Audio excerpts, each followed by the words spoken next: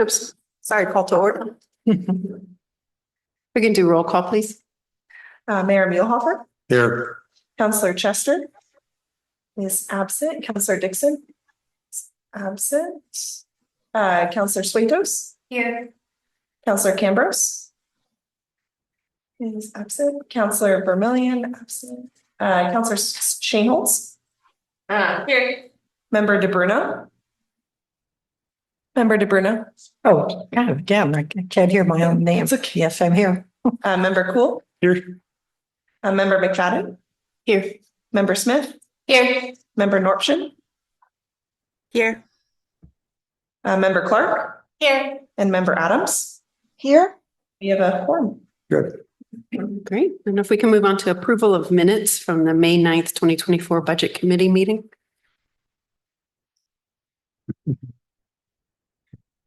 I move to accept the minutes from the May 9th, 2024 budget meeting. Second. Minutes, I mean. Thank you. Can we please do? Counselor Switos. Yes. Counselor Shaneholz. Yes. Member DeBruno. Yes. Member Cool. Yes. Member McFadden. Abstain. Member Smith. Yes. Member Norpshin. Yep. Was that a yes? Yes. Okay, thank you. Member Clark Abstain. and Member Adams. Yes. Okay, motion passes. Okay, if we can have a presentation of the proposed budget for the 2025-2026 fiscal cycle. All right. Well, thanks again.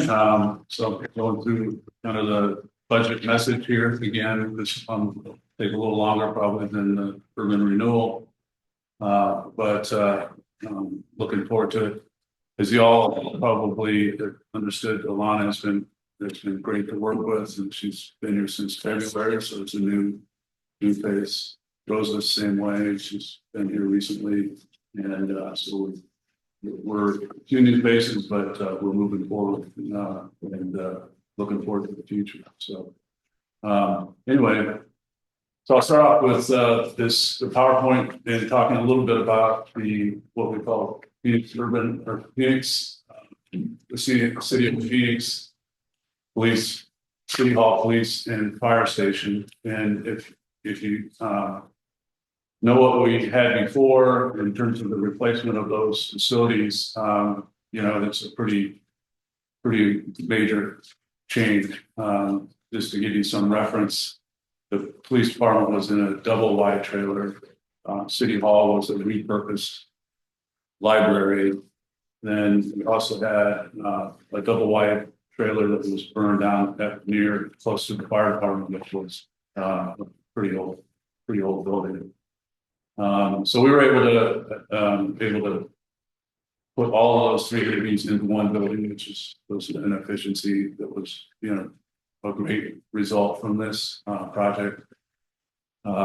And having police, fire, and city hall close together, I think creates really better teamwork, better culture, especially with a district outside of the city. And I've seen that in other projects that I've done where you have police and firemen, working out together or whatever the case may be. And so it's definitely an upgrade and something that the community should be proud of, and probably like any public building will last us 50 years or more. In the location, all those kind of things. So I've got a little board down here just talking a little bit about the finances. I don't know if you can all see it. It's this right here. Oh. Basically, it outlines the amount of funds that resources we were able to get from the state of Oregon, and specifically legislative appropriations. So we got really great support from Brett Marsh and Senator Golden, and it was right after the 2020 fires, and specifically they call them the 2020 wildfires for the entire state, Labor Day fires.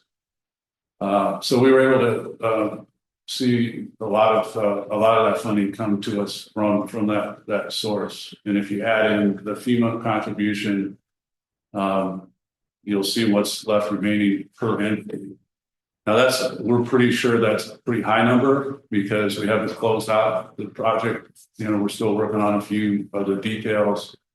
And, you know, currently we're planning on spending less than the $3.5 million that was budgeted by the council at the time. So, you know, our approach will be to wait and see. We're not going to be looking at making any kind of a payment on the bond until next year, 2000 after the calendar year 2026. So that's what you'll see in the proposed budget, which is reflected in a combination of our contribution for the debt and the contribution by District 5, which we share 50-50, which results in about $132,000 a year, which, you know, for a building of that size and with all the special things that it requires in terms of being seismically, built, all the things that go along with the generator, backup generator that comes with being able to run the entire city hall, police, and fire complex.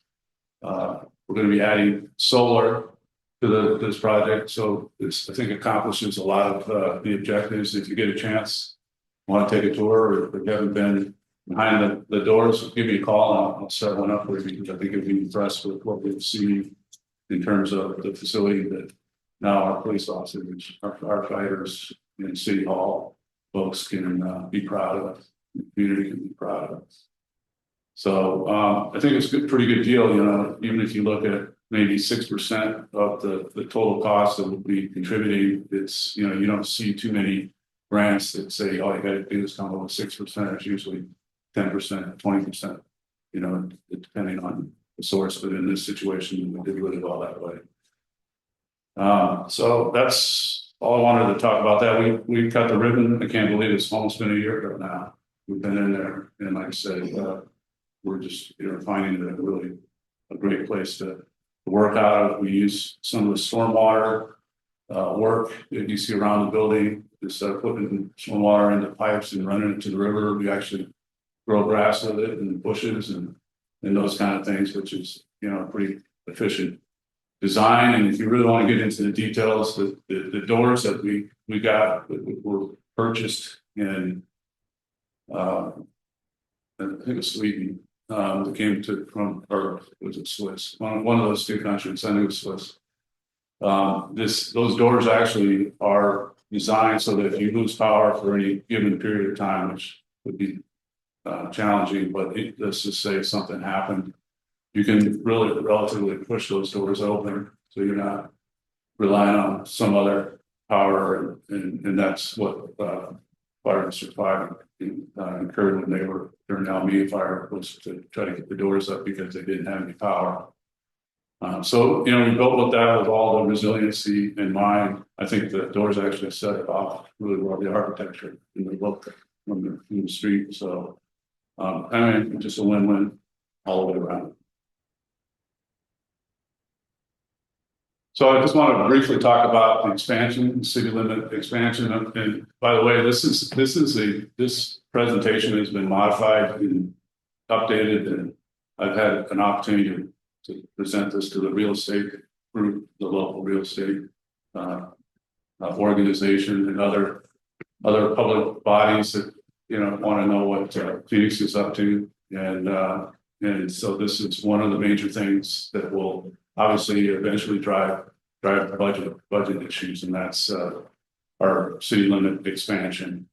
And, you know, the total, if you look at both the 99 corridor and going out North Phoenix Road, what we call PH5 and PH3, it'll have a significant down the road impact, not only on the revenues, but the expenditures. And but we feel pretty confident with some of the changes we're making already that we'll be ready when that happens. Most of that area, which is residential, will come in 2027. So it's March of 2027, because there's a 3-year lag on any annexations that occur and impact residential. They get three years of basically notice. They don't have to pay property taxes. So with that, we're also seeing probably doubling of the population. And, look at this, having lived in the valley for, 13 years now, I guess it's been, I think Phoenix was just one of those places that just had so much potential, but it never was able to get to have these opportunities. And now that we see opportunities, it's living up to its potential, especially when you look at PH5 in employment lands, for employment lands, and specifically, there's a large area that's owned by a few property owners that are looking to put something in there other than commercial, maybe more like a campus type development that would facilitate a technical school or some health related type building or operation. So we'll see. It's one of the largest parcels, if not the largest parcel on the I-5 corridor in Oregon. So so we're working with Soretti and some of the other groups, and you'll see some of the things that we're doing out there already in terms of getting that area ready for development. This is just kind of the conceptual planning that goes into this, already developing kind of where we're looking at building roads. This is a project that we finished in July of 24. This is all part of the agreement that we came with when we took over the Charlotte Water District, that we would build a 12-inch or 16 and 4 to 12-inch water lines to move it out of the right of way so that ODOT could go ahead and build the project. And I'll get back to that project here later in this presentation. But basically, that was a project that was a little over 2.1 million, and a lot of it came from a grant with some loan attached to it. I think it was that 1% loan, and so the rest of it was, both grant and loan to pay for that. Here's another one that talks about water infrastructure, and specifically we call it tap improvements, and it's to strengthen the water line that goes under Fair Creek, seismically improve the water line in case we have some kind of an issue that develops where that we need that additional strength in that line, and that was being paid for by ARPA funding. And we're working with Talent and Akron to make that happen. So going back to what we call North Phoenix Reservoir, going back to the PH5 area, this is a water tank. If you go up there, if you're up there now, you'll see where they're putting the water line in. This again is 6.5 million, primarily ARPA funding. There's some other developments, system development charges and things that we're using to get to that number, but it's going to add 2.5 million gallons of water storage for us, which is double the capacity we currently have, which obviously is going to be creating more resiliency for the community in any kind of next event that we presented with. This is a collector road. Put this in here because this was against the Senate bill that was approved last year for funding to put infrastructure in this Grove Road, PH10 collector road. This the folks, the developers that we're working with they plan to put housing in that area, so it's another opportunity to create additional housing in Phoenix. And this is the 4.5 million, and again, direct legislative award. This is kind of that area, if you can visualize, behind Home Depot and off of North Phoenix Road. And we'll put in utilities. And again, discussing with the property owners that are involved, they're looking at, once this project is complete, that they'll be, looking at making a major investment in that area. So looking forward to that. So Oregon 99, so this is the project I mentioned before. This is an ODOT project. It's 20 million, but if you know where I'm at, North Phoenix goes into Medford, you'll see the improvements that are occurring there with sidewalks where there are none. You'll see the pedestrian lights that are there. We anticipate a lot of school kids will be needing to cross those walks, those sidewalks, that road safely. So we have those built in, working with ODOT in bike lanes. I think it's going to really improve that corridor between the entranceway into the city of Phoenix. And then this is just some street construction, infrastructure projects that we're looking at, either widening, stormwater infrastructure, water sewer improvements, sidewalks on street. We'll get into a little bit more detail on what that looks like in terms of the streets that we're proposing to rebuild in this upcoming fiscal year. But one of the benefits of being able to spend all of the grant money that we've had for projects specifically is that we haven't had to access some of our capital revenues in the budget. So we've been able to save up some funding and start to address those kind of projects in this budget. So it's been a real plus. And then just from an economic development perspective, this is the several, let's say about 10 commercial projects that have gone in. And I won't go through those. They may look familiar to you, but basically, yeah, we've been pretty busy. And we've seen a lot of that redevelopment of commercial, which is always the most challenging to get redeveloped, especially when people are maybe not interested in rebuilding their business, or they're at a point in their life where that's not something they're looking at doing in the future. So anyway, it's good to see that kind of a rebuild. And by the way, as population is gone, we've actually gone to pre-fire levels. We were way under, obviously, lost 25% of the city, but we're back currently in the last census information we got. That's November of 25. November 26. It'll be updated November 24. It'll be updated November 25. But that's the numbers that we're back at pre-fire levels. So that's a pretty good comeback, in population in buildings with that. And I think it's going to get more that same thing. This is economic development, and it's coming from what we call peer funding. This is part of the community development block grant disaster recovery.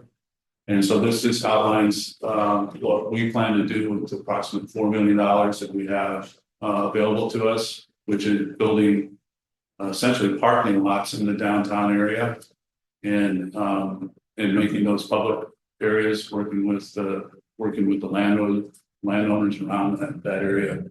If you look at the top right, that's that Heart of Phoenix property I was mentioning before, and one below that is the one just is south of the Uncle Bank. Look at that right now. Well, anyway, the addresses are there. I won't bore you with those details, but basically they're three of those areas, or all four of those areas, we plan on moving forward with development. We're out there surveying right now, and it'll be really nice as Cootery expands and more parking is required there, and we develop across the street.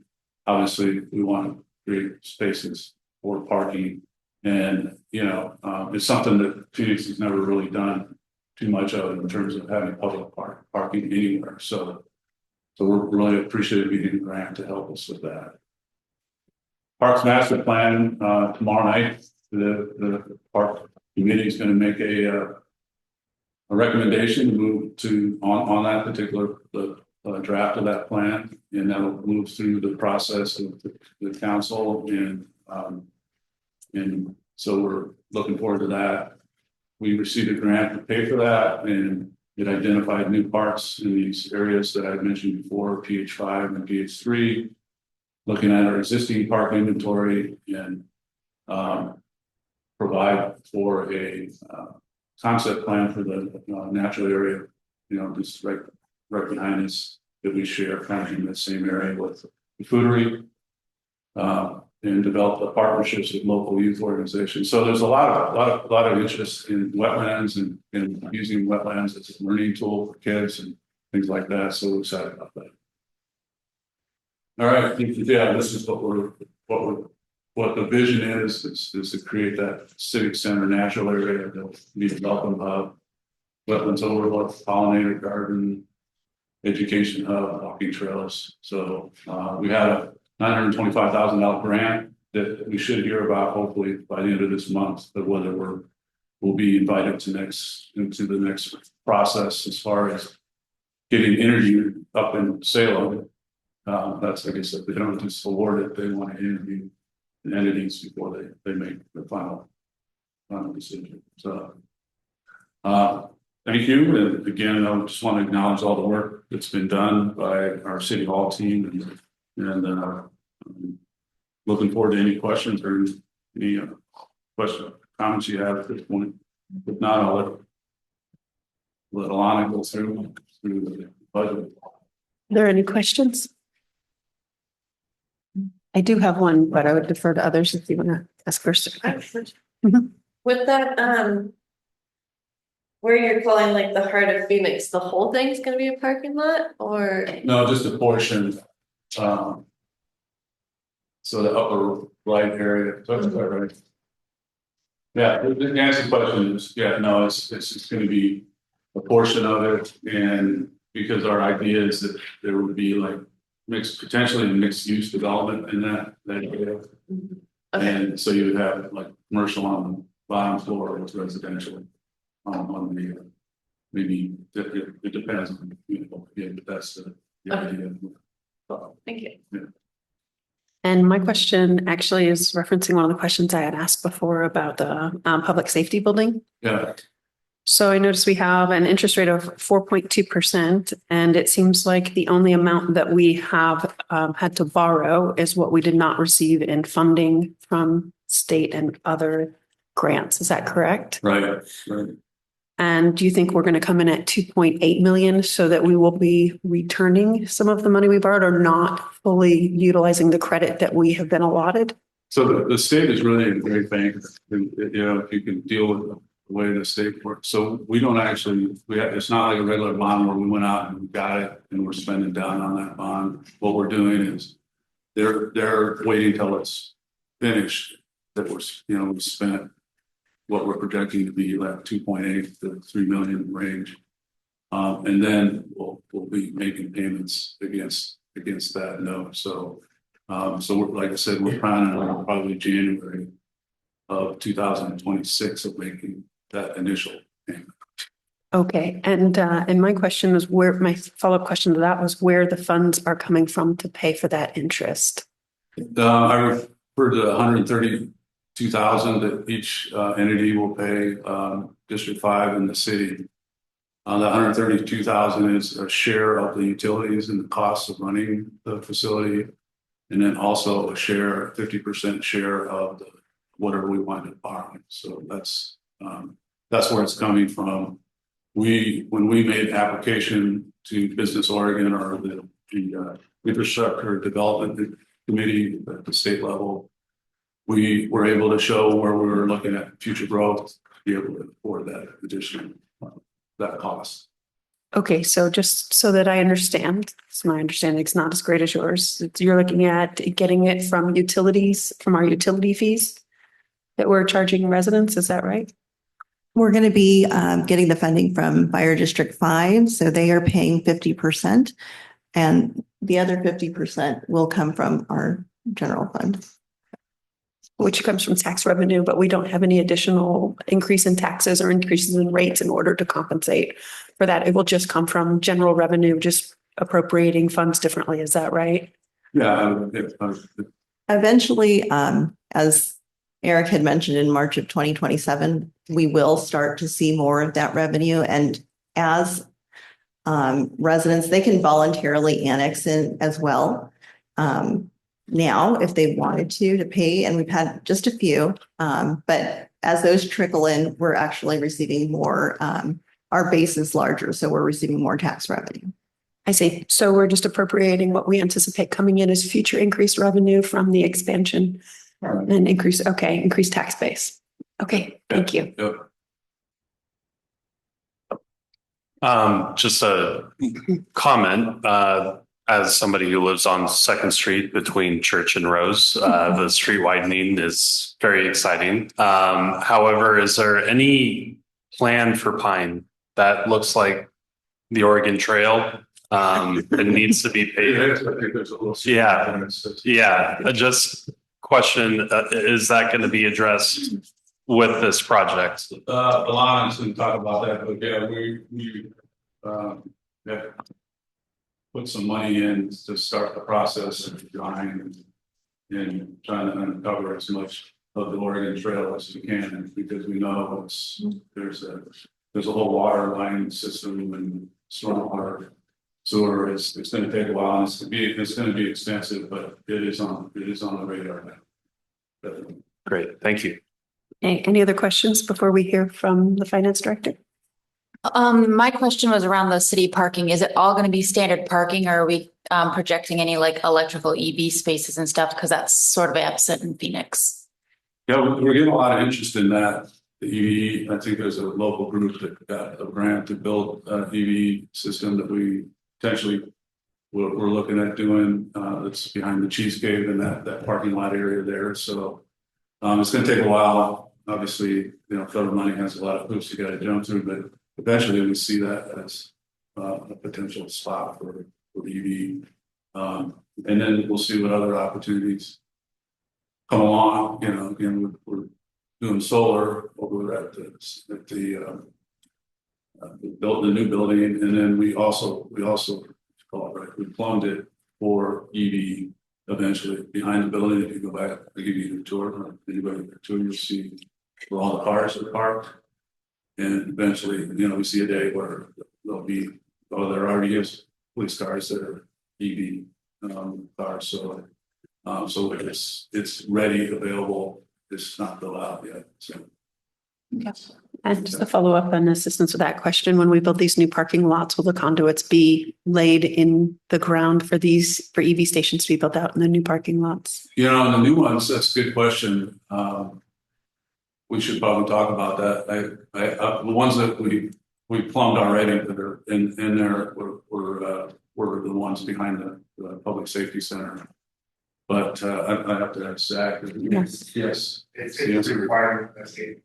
Great. Yeah, there you go. And so follow up to that question,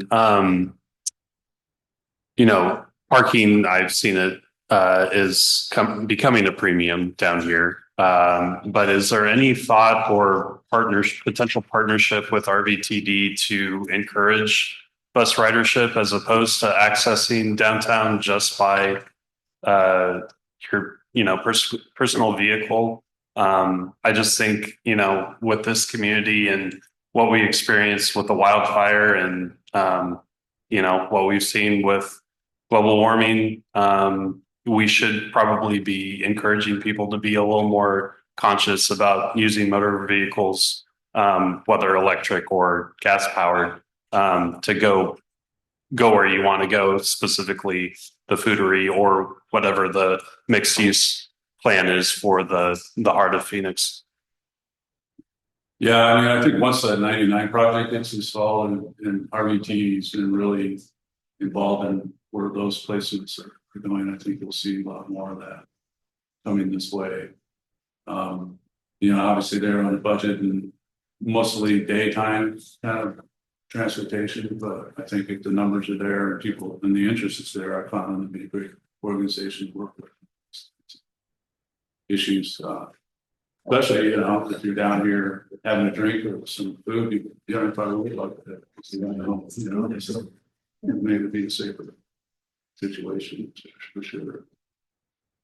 Alana, I have several questions. Do you want me to wait till are you going to do section by section or? I'm just going to do my budget presentation, so I'll present the budget to y'all, and then after that We can do questions, okay, because I have some scattered here and there. Okay. Yeah, absolutely. Let's go ahead. Hold on.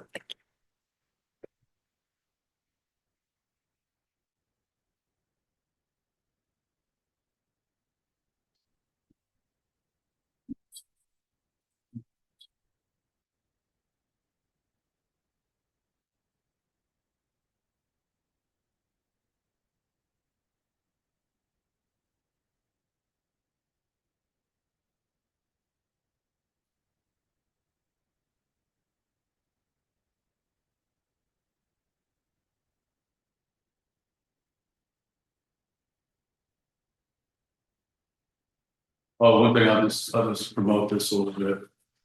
Was just a lot of credit. So you'll you get a chance to see emails, but there's a link to we're doing monthly newsletters, and it's kind of fun to talk about it. We do this once a year, right? This budget process, but sometimes you don't get to see necessarily the results of your labors. So I encourage you to go on our website. And all you gotta do is put your name and your email address, and it will automatically shoot you a monthly newsletter, city newsletter. So we're seeing a lot more interest in our newsletter, and it's a lot more frequent. And Rose is doing a beautiful job with putting this together and getting some interesting topics in there. So, yeah.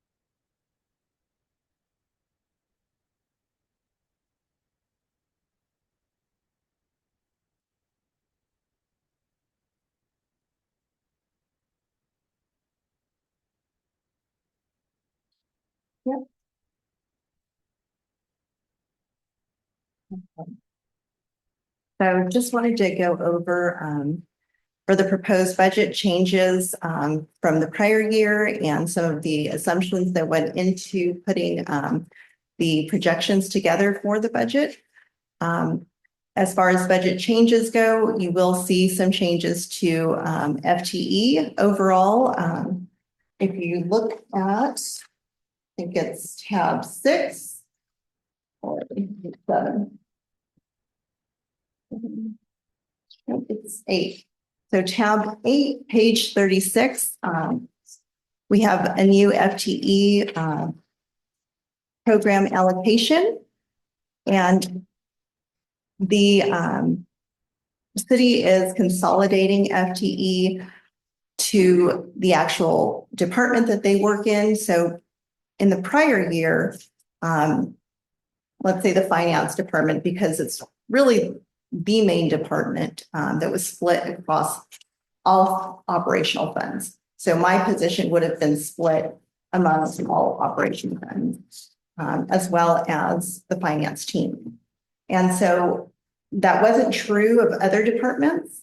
So let's say planning was just allocated to the planning or community development department. So to be consistent, and because it didn't really make sense to allocate 5% of my time to every fund or my staff, we're just consolidating that. So that's one of the major changes that's occurred. Going through the actual positions, the deputy city manager was funded as FTE in the prior year. We did not hire a deputy city manager and do not plan to in this 25-26. So that's not going to be funded. The HR director has increased to 0.8 FTE from 0.75. We also are including 2 patrol officers within the police department that will be recruited in the 4th quarter. So that'll just be a total 0.5 FTE between the 2 of them. And then our front desk position is now titled our cashier. Our utility worker 4 position will become our facility maintenance position, also still within the public works department. And then the associate planner is now titled senior planner in the current FTE that you're looking at. Other changes, I think we talked about this just reflecting the actual function or department. So my position, and it's mainly my team and then the city manager as well, was split between all funds. And if you look at the allocations now, city manager was previously at 0.5 under executive, and then after that was split between all of the operational funds. But we are, because all of these operational funds are within the general fund, and the city manager is within the executive department, there really is no need to split that way. So it's been consolidated, and that city manager position will be split with streets and water based on the effort that goes into managing. And then kind of the other positions there were all previously split. Interestingly enough, the utility clerk was split as well. Utility billing clerk is primarily working on utility billing. So that position is going to be funded by water moving forward. The non-departmental general fund appropriation, in the past, there was kind of just this non-departmental appropriation. So if anything didn't fall within the department, it kind of went there. This year, it's very specific. So because we have our public safety building, and now that's pretty much complete, we did detail a public safety building budget as well as a civic center budget. So those are now outlined, where in the past they were part of the executive budget. Another change is the budget ending fund balance for funds that serve city operations are now appropriated in contingency rather than the unappropriated ending fund balance. And the reason for that being, if they're in unappropriated ending fund balance, there really is no mechanism for utilizing that funding. And so if it's in contingency, we do have the ability by council resolution. So it would have to be approved by the council to utilize any of the contingency, but we would still have that opportunity, or by supplemental budget. Some budget assumptions that went into the projections include a permanent property tax rate. This is maintaining our property tax rate of 3.6463 for $1,000 of assessed property value. It's also including a taxable assessed property value. So when you're pulling up reports from the tax assessor, usually you'll look at your cell reports, your summary of assessment and levies to find out what the property value is. And then within that, for the city, there is a deduction for urban renewal that we are not receiving as the city. So then our taxable base that I'm using for this budget is 500. This number is hard for me to say because I'm not used to saying millions. $501,774,032 for 25-26. And this is an increase of 10% from the prior year. We're also assuming an increase of property and liability insurance costs of 15%. And this is based on them telling us they're going to charge us up to 15% increase. And we've been working with WHA, our insurance company, currently to put together that projection. We also are including an increase to staff salaries based on the city's initial bargaining proposals. We are still in bargaining, and so that number could change, and I can't, told by Becca, our HR director, go into exactly the percentage at this time, but we are using our initial proposal for the budget. In addition to that, PERS employer contribution rates will be increasing significantly this year. And this is for PERS contribution rates are set for 2 years. So this is going to be for 25 through 2027. So for 2, fiscal years. And for the city of Phoenix, it's between, depending on if you're tier 1 or officer general or officer police, it's anywhere from a 75% increase to 97% increase. So this is huge for the city. And the rates are detailed there.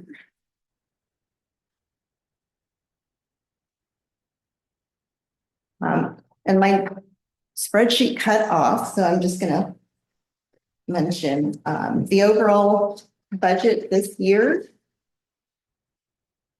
Proposed budget is $27,423,434. And the city anticipates increasing the budget by 5% from the prior year, 24-25. We have our general fund budget, which will be increasing overall 13.8%. Our street fund increasing 58%. And the majority of that for the street fund is because in the past, the ending fund balance was unappropriated. And so now that we are appropriating to contingency, you can see the actual fund value of the fund. So it's now been appropriated to contingency. Same thing with street SDC funds. It's included a contingency instead of an unappropriated ending fund balance. Parks SDC as well. And so when you're looking at your SDC funds, what you're seeing now in the proposed budget is the actual anticipated fund total balance. So system development charges. So when we get new development in the community, and there's SDC charge based on that new development. And, we share assessed information and those kinds of things to understand what that is. But basically it's paying for capacity, additional capacity of development. And so this is what we've been collecting over a period of time for those types of projects, whether it's, park SDCs, streets. Those are the kind of things that we use that fund for, to develop more capacity on street systems, parks, and those kind of things. So, and if we use a lot of acronyms, just slow us down. And just if you want to know what the acronyms are, we deal with it all every day, so it's kind of common language. So further help me with understanding what that acronyms are. And I'm still new to SDCs, so probably give that to you if there are specific questions about SDCs. But so our tourist usage fund this year in 24-25, the last few years actually since the fire, the collection has been a little dismal, but we are now in communication with Airbnb. There are a few Airbnbs in the area.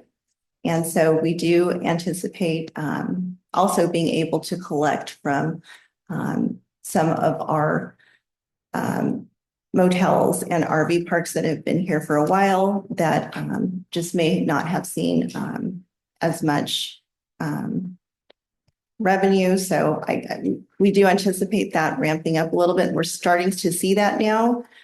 So this budget of $8,500 is in line with the budget that we would receive pre-fire.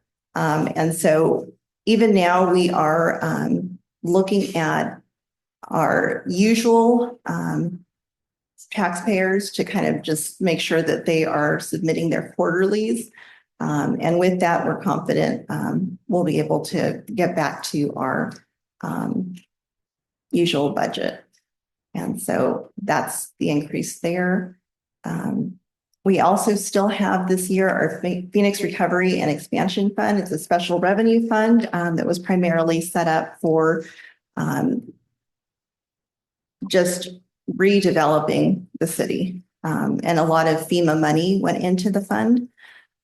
Currently, it's primarily just used to complete the building project.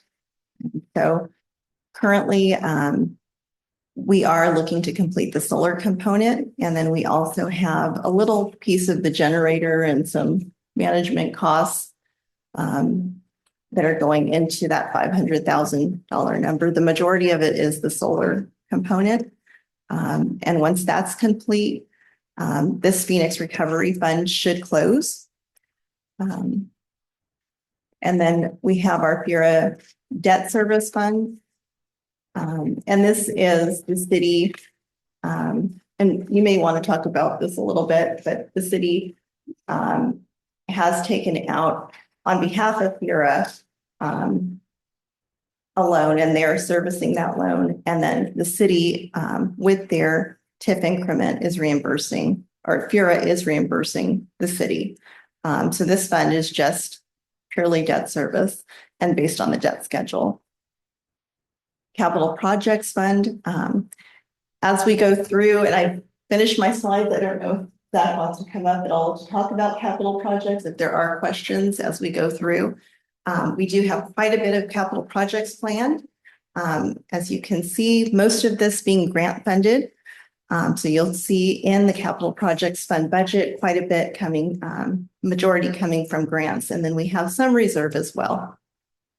Our water fund. So in the prior year, we had a very large water fund budget, primarily because there were grants that were going into the water fund. This year, that is a change in where if it's a water project, it's going to capital projects. And so those grants are now, and these are all new grants, so they hadn't been allocated previously, but they are planned to go into the capital projects fund rather than the water fund and then transfer to capital projects fund. Water SDC, as I mentioned in the past, there was a balance there, but it was unappropriated. I've appropriated it to contingency, so you're seeing the full amount. And then stormwater SDC, the same situation where we're now appropriating to contingency.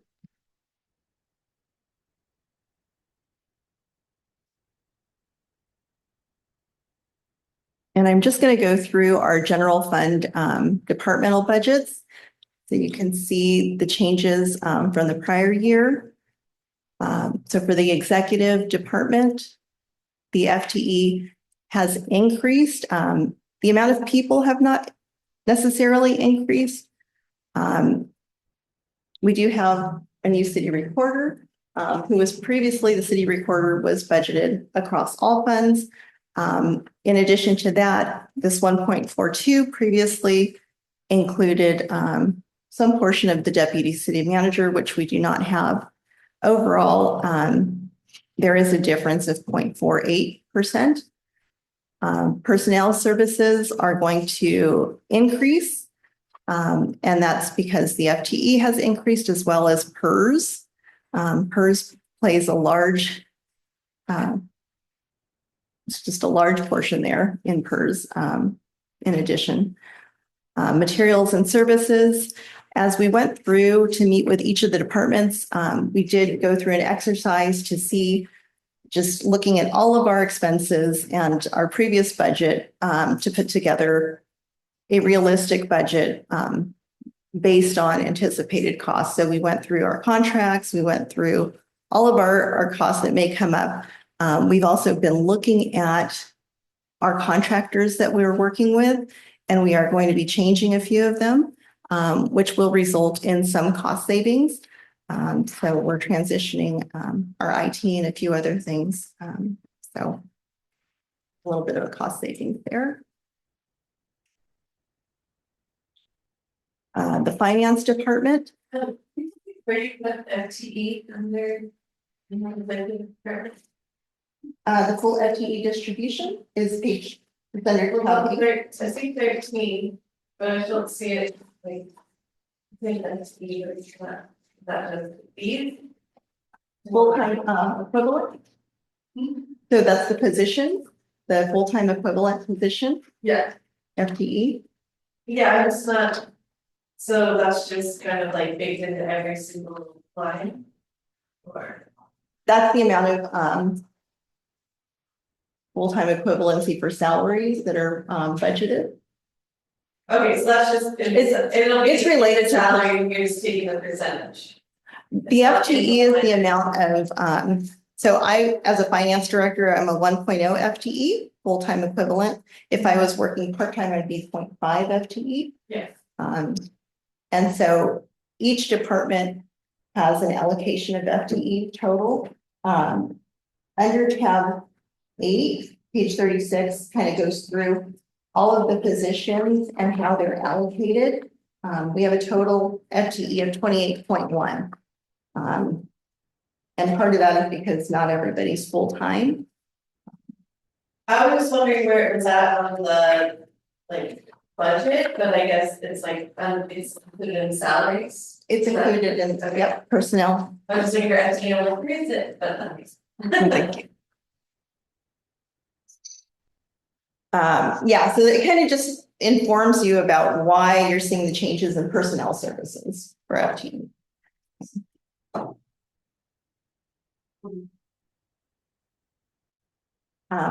final FTE is budgeted at 1.9%. As I mentioned, my position was previously split between all operational funds, whereas now I will be split between finance and water. Primarily, that's where my effort goes. I don't do too much with parks or police, so I've just consolidated that. Our HR risk manager as well is split between executive and finance now, so that's a consolidation where in the past split across all operational funds. And as well, my finance team is no longer split. But even though we are reducing FTE, the personnel services is still a little bit higher because of the additional PERS. Materials and services has gone significantly down. Again, that has to do with our contracted services and going through our all of our costs to see where we could reduce.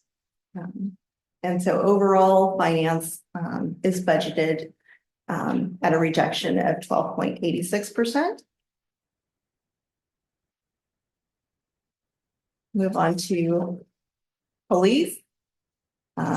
Police hasn't changed too much. Their FTE allocation is pretty much what it is. They were they didn't have the issue that finance did or executive. They've all been allocated to the police department. They do have the additional 2 police officers that they're planning to recruit in the 4th quarter. And so that is included. In addition, there is a reduction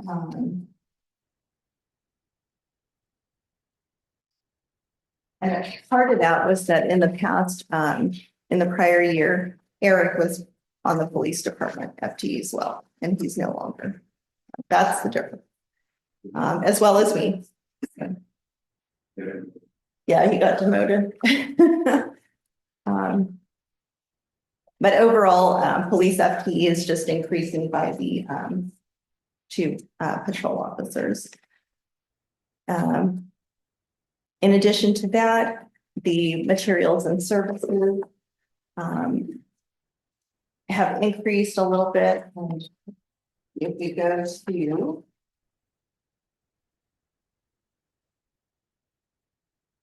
three. Do you mind if I interrupt with a quick question? Sure. Salaries includes PERS. Is that correct? Personnel services. It's personnel services, not salaries. Right. Okay, thank you. It includes salaries and then also benefits and pay, associated payroll costs, including taxes and social security.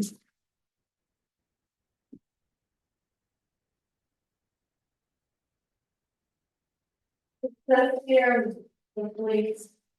The capital outlay is vehicles, I thought we did vehicles last year. We did.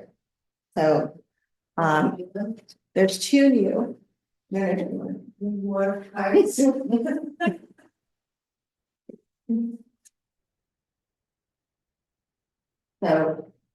the police department is planning to. That's doing two officers. Or is it- They're replacing to the. Or.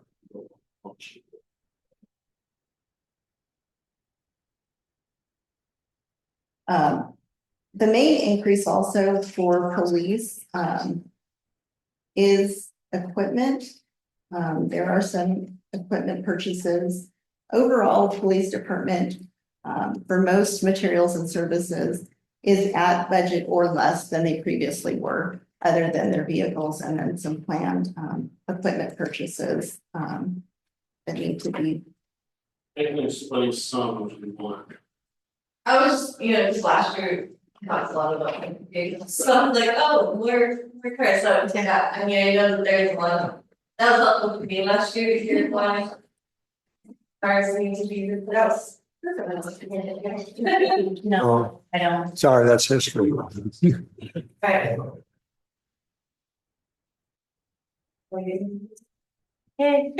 Don't get old. It's horrible. Okay, so the main increases to our budget, Axon, which is our tasers and body cams. Basically 3 years ago, they went through they redid their financial software. Usually we pay $23,000 a year. They redid their financial software 3 years ago and we got lost in the shuffle. So we didn't get charged for 3 years. So we have to make that large payment, which is $63,000. So next year it'll go back to about $26,000. That's one increase, and then another increase is that we won't see again is they're redoing the radio system for ECSO. And with that radio system, none of the radios we currently have will work on the new system. So we're having to replace 7 radios that are in our cars. And that comes to an amount of $31,000. So that won't be a recurring charge. So that's basically $90,000 that wouldn't be in materials and services. So if you took out the 90,000, we'd be 40,000 less than we were last year. So ECS. Emergency Communications of Southern Oregon, they're the dispatch center and they dispatch for everybody in the Valley, police, fire, EMS, except for Oregon State Police. Oregon State Police has their own dispatch center. Yeah, and then the 2 additional officers, is that for PH3 or not? Let's start. To Yeah. start, Yes, what does that mean, to start? That's, I'm gonna need 4 total. okay, We need to start. okay, so start is 2, The okay, process, the process takes I so know, long that Yep. we've looked at the last. Okay. This fiscal year, to where we'll be actually in a position where the person will be out of the school.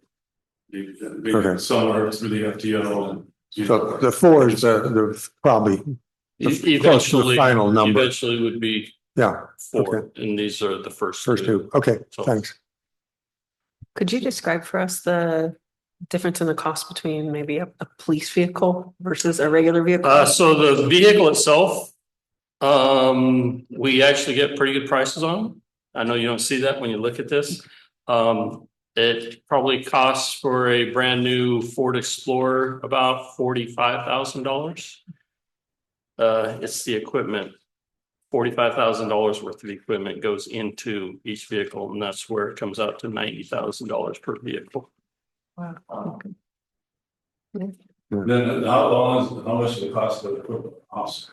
That's when you look at training. As far as, so if I were to hire a police officer straight off the street, no experience whatsoever, it costs the city upwards of $50,000 per officer to outfit, train, and do everything for each officer. Just to follow up on the vehicles, how long do you expect those vehicles to last? We've been averaging 5 to 6 years. It just depends on one of the vehicles we're getting rid of this year actually broke the trend. It's a 2016. So it's lasted 8 years or almost 9 years. The other one is a 2019. And basically we do a study and look at, okay, how much money are we putting into this vehicle to get it fixed and back on the road? And once that cost overtakes what it's worth and just the safety aspect of it, as you can imagine, police cars are driven quite a bit harder than you drive your vehicle and I drive my vehicle. And so once they hit, my idea is once they hit 100,000 miles, we really have to sit down and look at them. Other departments around Medford starts looking at theirs at about 65,000 miles is when they start looking to pull theirs out of service, just because of the safety factor for the officers. Okay, and how big is our fleet? I'm sorry? How big is the police car fleet at this point? Including the school resource officer vehicle, and the code enforcement, and we do have a traffic vehicle that was donated to us from Talent. It's an unmarked car. I don't want to tell you what it looks like because then you might not get caught. It's a black Capri. It's totally unmarked. Including those 3 vehicles, I think we're at 10 or 11. Okay, so we could expect to see an expense like this cyclically every couple of years, as we would need to replace the fleet, ideally in a rotation versus all at once. I'm hoping next year, the Durangos. I'm hoping next year not to have to, maybe one next year, but I'm hoping none. Okay. And Thank you. I'm not trying to give you a hard time. I'm just trying to understand some things. I have a follow-up question. yes, ma'am. With your asset being so short-lived, do you accelerate depreciation? We don't accelerate the depreciation. We look at each one on an individual basis. I don't really depreciate them. I just try and figure out, because we've had an issue with the Dodge make of vehicles, and so that's why we're going to Ford. So the Fords seem to be lasting longer. My personal preference is the Chevy, but it's so much more expensive that I'd hate to bring a $60,000 Tahoe to you guys that ends up being $110,000 after I outfit it. So, So actually, do you do the depreciation of the vehicles, or do you do the depreciation, or is that done in the police department? So the depreciation is generally done by my office, and it's usually confirmed during the audits. And they'll go through all of our vehicles, so we'll have to submit all of our vehicles, our equipment, and generally vehicles are depreciated at 10 years or over 10 years generally. I have not completed the full audit yet, so I can't really speak to what we're depreciating at yet. It could be something you could review, because we may have a shorter life cycle. It'd be nice to see. Because straight line might not be effective. And maybe no salvage as well. Right. Thank you. Any other questions, or can we have her continue with her presentation? Thank you. Thank you. So we'll move on to community development. The main difference here, I believe in the prior year, in community development, there was my staff as well as the city manager, but in addition to that, there was an assistant planner position, 1.0 FTE, that was not funded in the prior year and is not planned to be funded in this year either. And so eventually, I think that would be a position that Zach is interested in, but so we've kept it there, but we're not able to fund it this year, so. In addition to that, the personnel services, because primarily we're not funding or budgeting for that position, personnel services will go down 13%. Material and services are going down as pretty much all of the departmental budgets are, because we are reducing our professional and contract services. And so overall, community development will decrease 10%. Any questions on community development?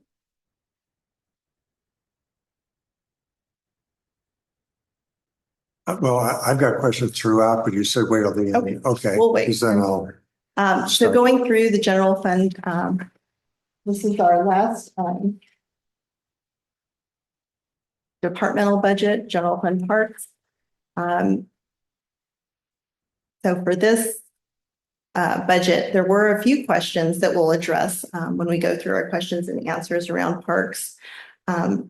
Primarily the FTE that you're seeing that decrease again has to do with the portion of my salary as well as Eric's that was allocated here.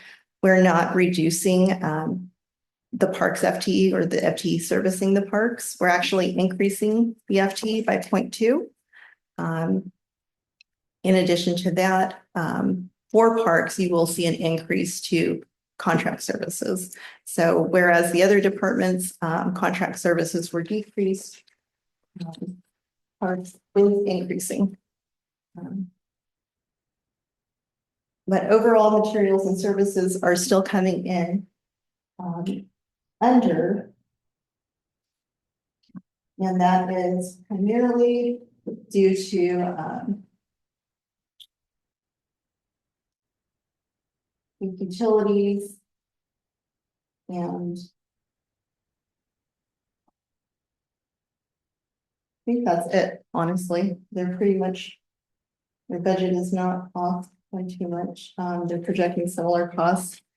When we looked at utilities, we have redistributed how they're split. And so I think that's part of it.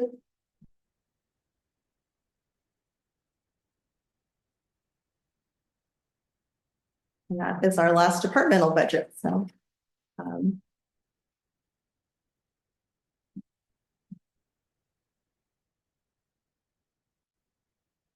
I don't have any more slides, so that is the general fund.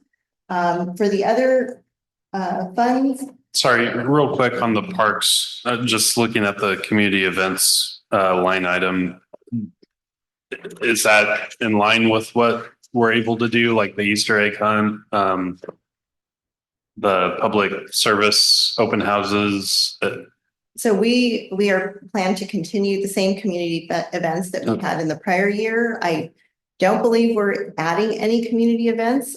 So when we did put the budget together, we did have all of the same as last year. And I don't know if you want to speak to that, but we didn't add any. It's just looking at the actual cost for each community event. Okay. Budgeting. Perfect. Thanks. I have a question as well. Greenway maintenance, there's no budget proposal for fiscal year, next fiscal year. Is who maintains the Greenway or are we subcontract that? So Public Works, it's in the Public Works budget, but now it's been moved to streets. And as I understand, we have an agreement in place. So our Public Works staff doesn't maintain the Greenway. We pay a fee. We're part of this shared city group. I don't know the exact Yeah, actually, we're actually going to get a brief on Monday, when they're looking at structuring that differently in terms of instead of having contributions coming from the different entities, they're looking at creating its own separate district. But you're right, it's basically, what we pay. You go out there now, you'll see a nice, beautifully overlay we got this year with funds that we paid in and got back, through those kind of things. So yeah, we work hand in hand with them in terms of looking at how we, because it comes through the town and connects with a lot of our parks and that kind of thing. So it's definitely a good system for now, but there's potentially could change in the future. Yeah.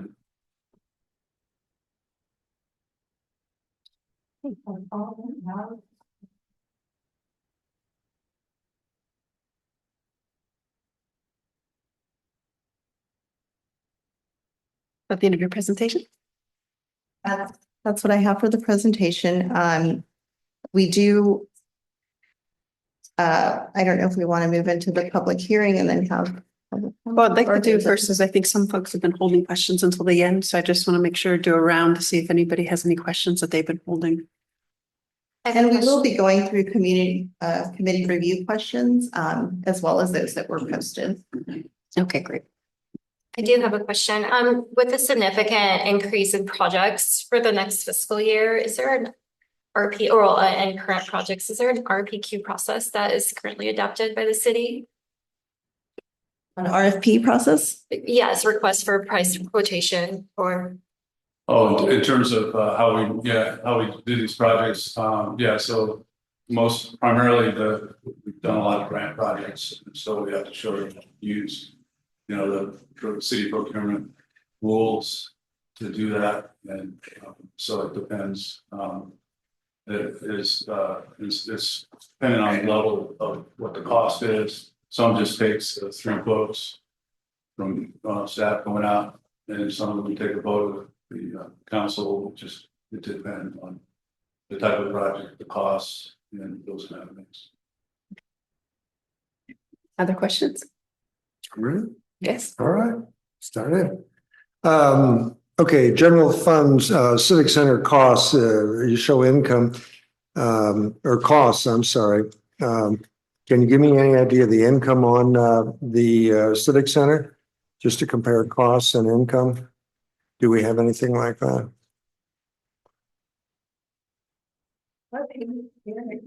Uh, 13 is where I see civic center costs, and I'm just wondering, you could help me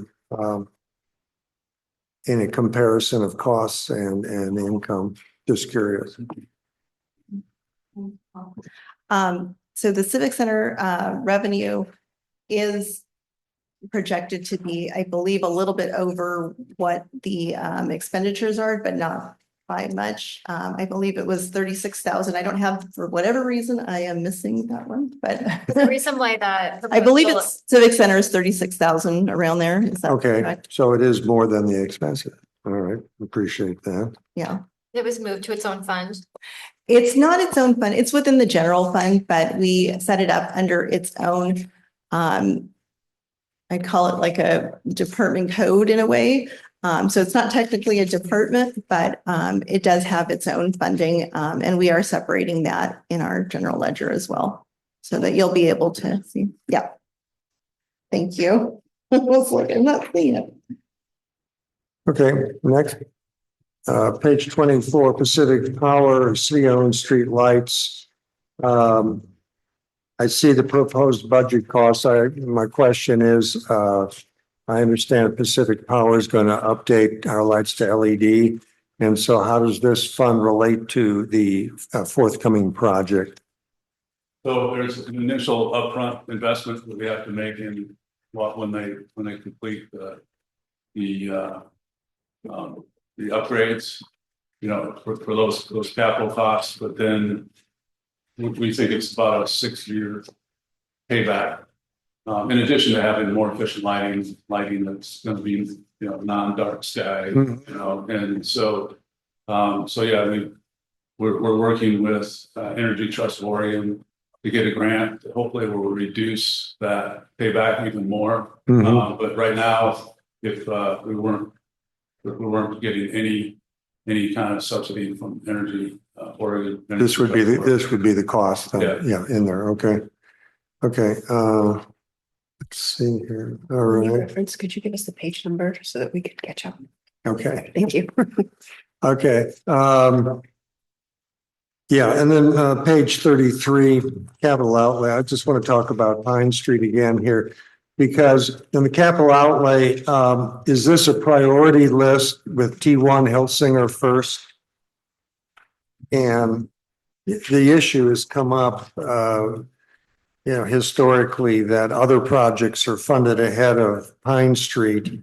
And I understand the challenge of Pine Street, and it may be multiple fiscal years, but I'm trying to, the citizens are saying, why can't we move Pine Street up to a higher priority than it has been? And to eventually get the work done. So if we could, I don't know, Zach, somebody want to explain this challenge? Because I'm having people ask me that have looked at the budget and they say, what's it going to take to move Pine Street up? Thank you. First of all, to your question about Hilsinger being T1, T2, those were not at any priority. The numbering convention doesn't mean it's specific area in the priority level. So what is top priority? Is there a priority on this list? Is there any way for us to know? Just what we've budgeted for this year. So we're budgeting First Street overlay, and then we're budgeting Second Street should we get the grant from the small city allotment. Mm-hmm. Pine Street is still getting an allocation, I believe. But it doesn't show a number here. I guess that's why I'm confused. Yeah, because it's not in the proposed budget this year, but the capital improvement plan, which we're continuing to work through to update from 25 to 2030, will actually take those projects and continue to allocate funds to them. I guess I'm gonna have to defer to Alana on where that's at here. So the ones with exact dollar amounts are the ones that we look at those are, if you will, top priority with allocation. Well, those are ones that are being done this year. This year because they have the funding, yeah. Yeah, so the answer to the question, Pine Street's very expensive. Pine Street has a water problem. Pine Street has a stormwater problem. Pine Street needs to be completely removed and replaced. So if you compare Second Street, which is roughly 800 feet long from Church Street to Rose Street, it's a $1.2 million project, and we're not removing much of the street. We're just adding asphalt, curb gutters, and sidewalk and storm, and replacing the water line. Pine Street is a complete overhaul.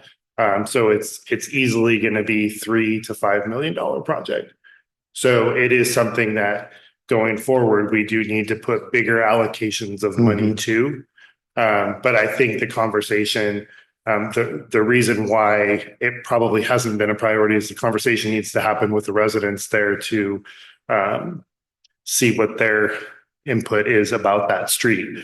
When Church Street was done, many of you probably weren't here, but Church Street had its fair share of issues with the community of the residents adjacent to it, not necessarily wanting the street improved. So we need to have those conversations, but the capital improvement plan, which we should be bringing to you soon for the I guess it would be the 26 through 31 years. So looking out how we're going to allocate those funds over the course of the next 5 years to fund projects. That's going to be revised, but we were waiting for cost estimates. Okay, so that will be coming to council. Mm-hmm. Okay. And just for people around here, yeah, Pine Street, it's going to be challenging to talk to the residents there because some want it and some don't, because it all has to do with how much of the frontage they're going to lose. Okay. And some people are already on alert and upset about it, the discussion. But the question is, and you stand back, should that street remain the same? Because some people are opposed to losing some square footage. And I understand their concern. But when you step back, why would, would you have a town with streets never upgraded because of personnel issues? No, you have to stand back and look at it and say what's best for the entire city and the citizens. Yeah, and I think there's a lot of coordination that needs to happen with other utilities there as well. Yeah. Especially with us in the water system, the Pine Street is served by a number of 2-inch little laterals running from First Street or from Fourth Street down Pine Street, which is not necessarily the way things should be done. And we certainly don't want to do a project, put an overlay in over old pipe and then have it break. So, but those costs are actually split between the water fund and the street fund. So as we continue to collect the system development charges that we were talking about before, those types of things can go, especially for Pine Street, can go to expanding its capacity.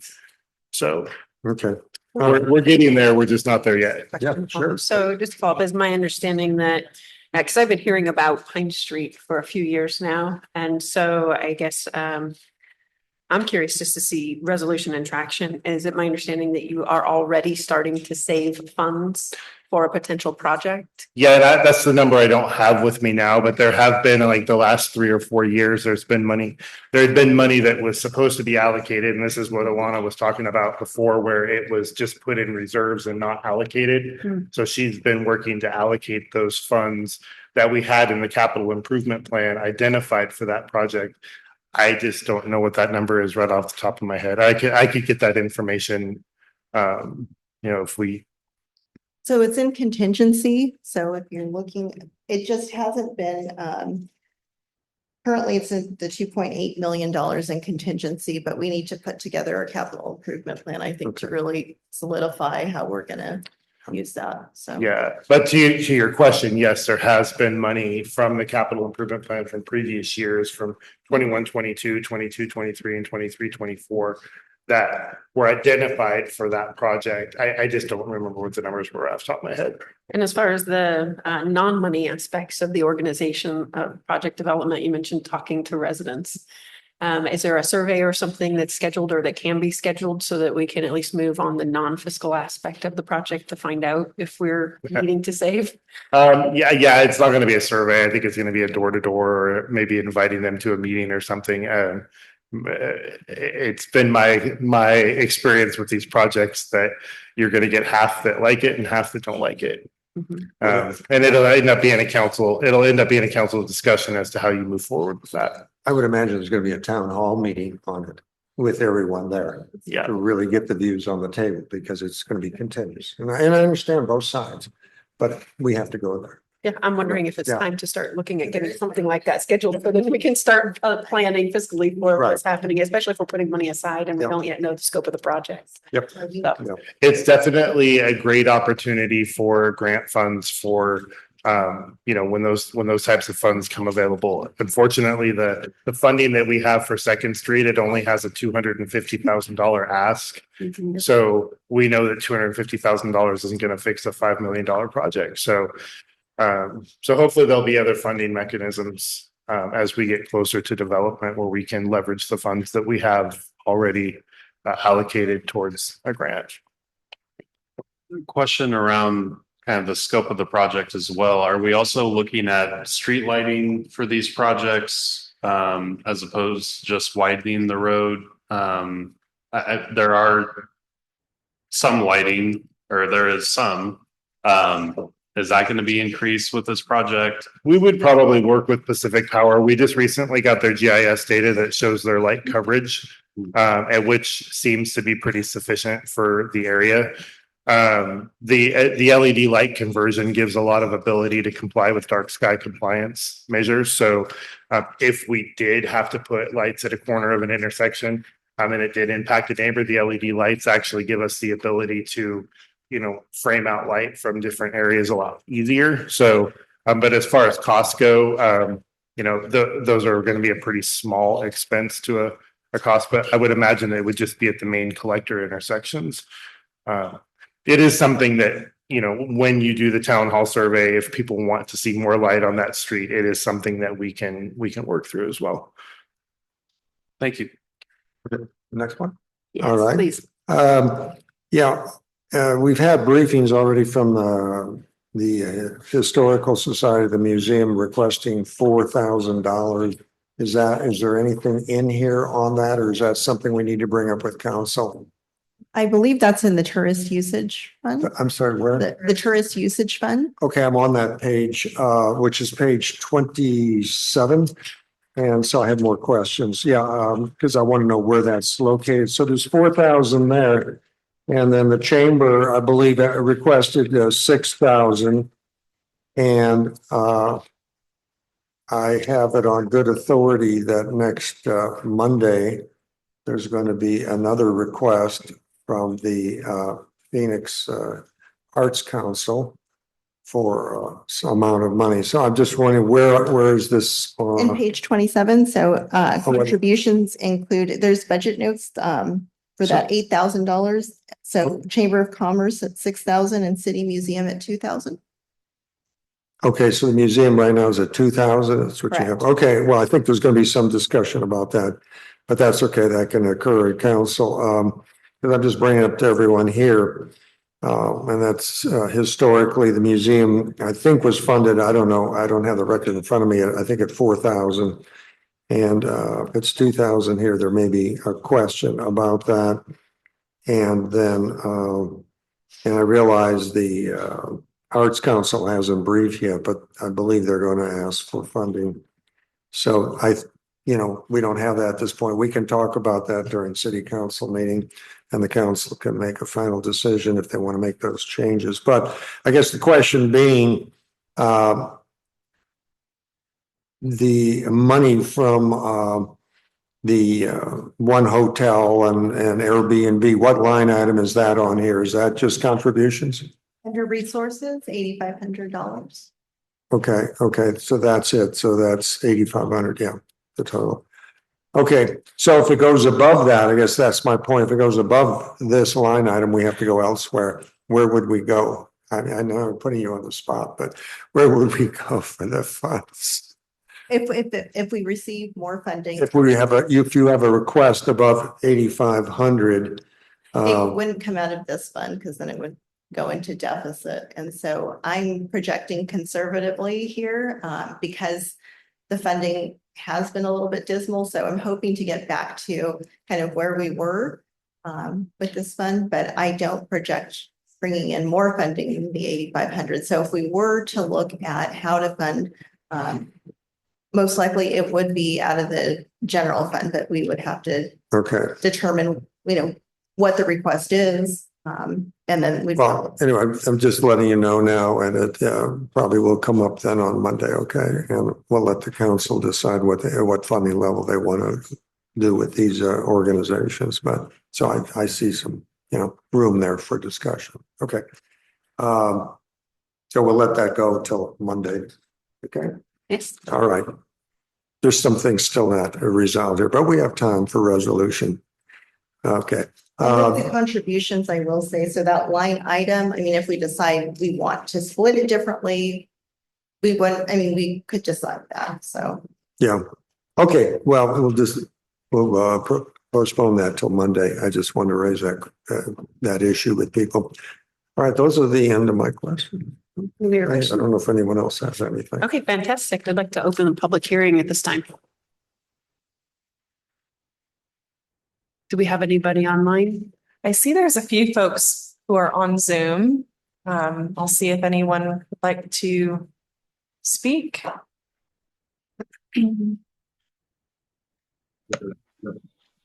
I thought the presentation was wonderful and all of my questions were answered. Thank you. Thank you.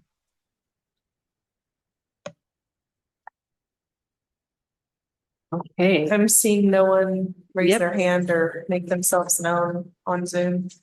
Seeing nothing, we can open up for public comment, which is similar. See nothing for public comment. So, okay, let's go ahead and committee review. We did a pretty thorough question and answer session there. But this is an opportunity if anybody had any last minute questions that they want to ask, or anyone online if you felt like you weren't able to get your questions answered.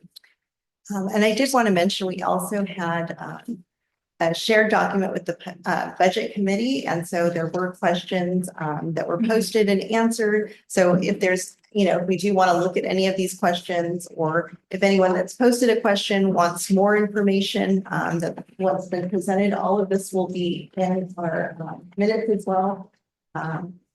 So just want to give anybody an opportunity if they have further questions. I'm sorry, I have another meeting I have to go to, but you both did wonderful work. Thank you so much. Thank you, Cheyenne. I appreciate you being here, and thank you for your questions as well.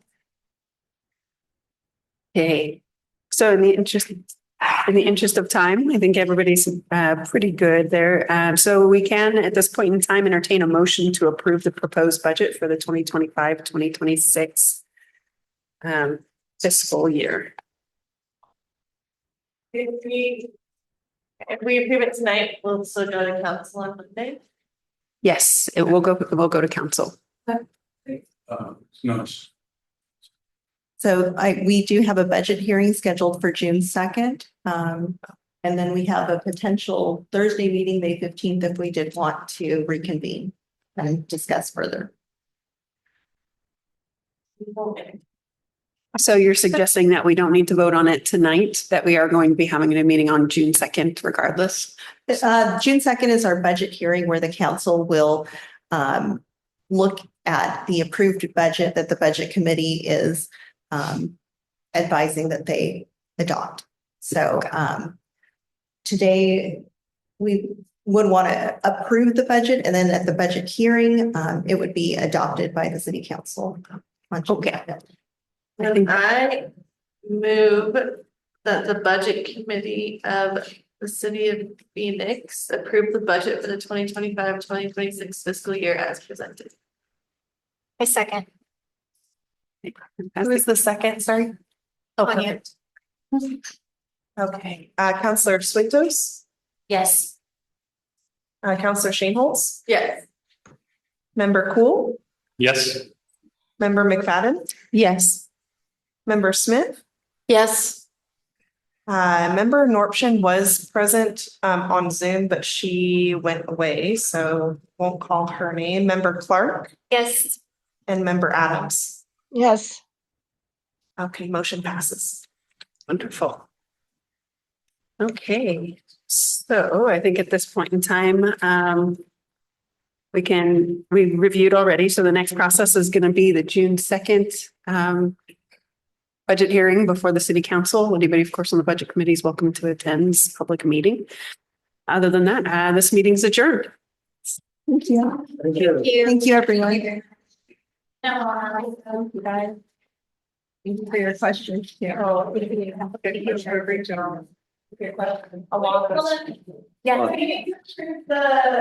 of your rate tax. Tax rate? Tax rate. Okay. We do. We're still on Zoom and we're still recording, so. Thank you. Thank you for that. I felt like we missed. Yeah. But looking at it, it's the same as last year. We have a permanent tax rate, Yeah. right? And so we really didn't have much of a robust discussion about changing our tax rate. It For that is reason? possible to change a tax rate. It's very rare, and we'd have to start discussions pretty early to do that. So Yes. I move that the budget committee of the city of Phoenix approve property taxes for the 2025 to 2026 fiscal year at the rate of $3.6463 per 1,000 of assessed value of operating purposes. Second. And Counselor Swintos, Yes. Counselor Shaneholtz, Yes. Member Cool, Yes. Member McFadden, Yes. Member Smith, Yes. Member Clark, Yes. and Member Adams stepped off of Zoom, so the motion passes. No, thank you. Now we're adjourned again.